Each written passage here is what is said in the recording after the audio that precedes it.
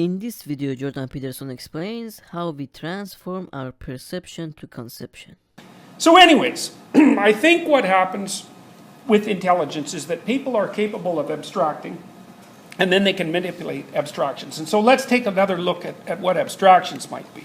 So now part of the reason I think that abstraction is so useful is because things are really, really complicated. And it's going to be a lot more difficult to manipulate the actual thing than to manipulate some representative abstraction of it. So if you could get an abstraction that captures the gist of the entity, now how we do that is not exactly obvious, but if you can, then you can expend a lot more resources concentrating on the relevant parts of the entity and a lot less time concentrating on the irrelevant parts. So, so for example, if you ask a child to draw a house, what color the house is irrelevant.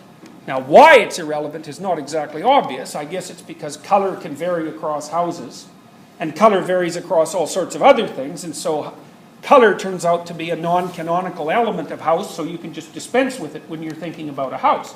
You'd say, well, it doesn't matter what color the house is, it's still a house.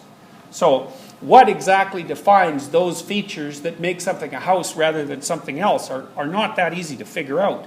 You could say, well, a house has 4 walls and a roof, and those are the external walls, and I guess you could identify the minimal necessary components, but even that's not so simple. And you could say a house is also something that someone lives in, which allows you to put caves as houses, because caves obviously share very little in common with, a standard house. So my point is that it's difficult exactly to figure out what set of features we do use to determine whether something is a member of a class. There's this guy named Gigerenzer who's thought about this a lot, and he thinks that they're a combination of objective and functional, basically, and that enables us to do things like come up with the category of things you would take from your apartment if it was on fire, which is a really interesting category, right? Because most of the things that you're going to take bear very little resemblance. It's hard to see why they make a category.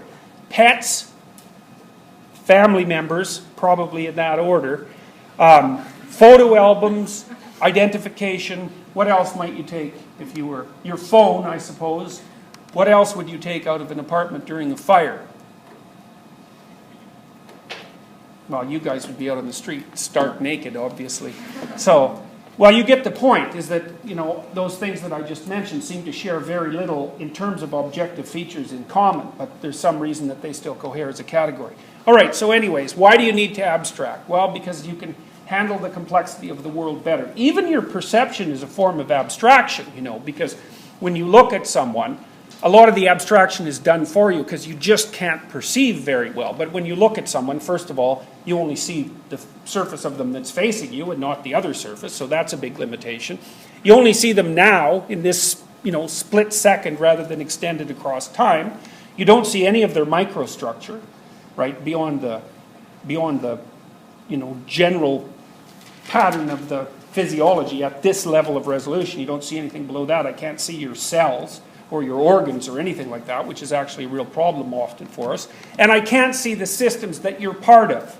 So right off the bat, just to perceive gives you a low resolution representation.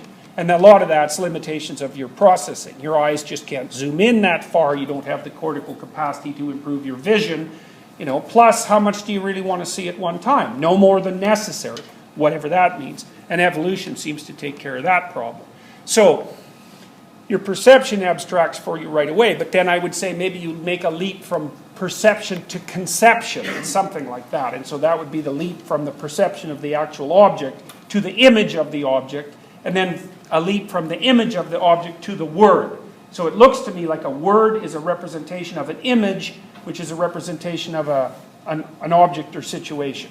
It's something like that. And you need those because you have to deal with the complex world. So here's one way of thinking about it. So look at the top left corner of that diagram. So I called that the thing in itself. And what it is an array of dots, roughly speaking. And I think there's 360 dots there. And you might say, well, and then if it was a real world object, you could imagine that would be in 3 dimensions, not 2, because that's 2. And it would be transforming because it would be also extended across time. So, and it would have microstructures that were far smaller than that and macrostructures that were far bigger. But so even that is an abstraction, but it's I'm using a fairly complex abstraction to represent the thing in itself. That's the thing you cannot perceive, right? What something actually is. You just get an image. And then the next 5 things are ways you could look at that. So you could say, well, it's a rectangle. You could say it's 4 rectangles and forget about the dots. You could say that it's, I think that's 16 lines, or what is it, 32 lines? 24 lines. So if you were going to, if that thing in itself was an orchard and you were going to walk north, like south to north through it, that would be a good representation. You know, those would be corridors, roughly speaking. And then object 4 is a combination of object 1 and object 2. And then object 5 is, well, all that's blurred out are the little groups of 6 dots. And so you might say, well, what is that thing? And then the answer is, well, it's any of those 5 things. And so that's an interesting way of thinking about it too, because one of the things it shows you is that you can disagree about what something is right at the level of perception. And then you might say, well, which of those is the best representation? And the first answer might be, well, the most complex one, the top of the one in the left-hand corner. But that's not necessarily the case. It might depend on what you want the representation for. Like imagine, it's weird, because imagine you have a map. Okay, and so you think, well, I'm going to make the best map in the world. And so you make a map that's exactly the same size as the territory that it represents and has all the detail. Well, that's not any use at all, that thing, because you could just use the territory, right? So, you know, just because as a map gets increasingly detailed, to some degree, it's increasingly useless as a map. And so what you need is this weird combination between accuracy and simplicity. And so you want your map to be no more complicated than is necessary to take you from point A to point B. That's it. So because otherwise it wouldn't be simple to use, and the additional complexity would eliminate the utility of the map. So you might say that what we're trying to do with our intelligence is to get what we need with the least amount of effort possible.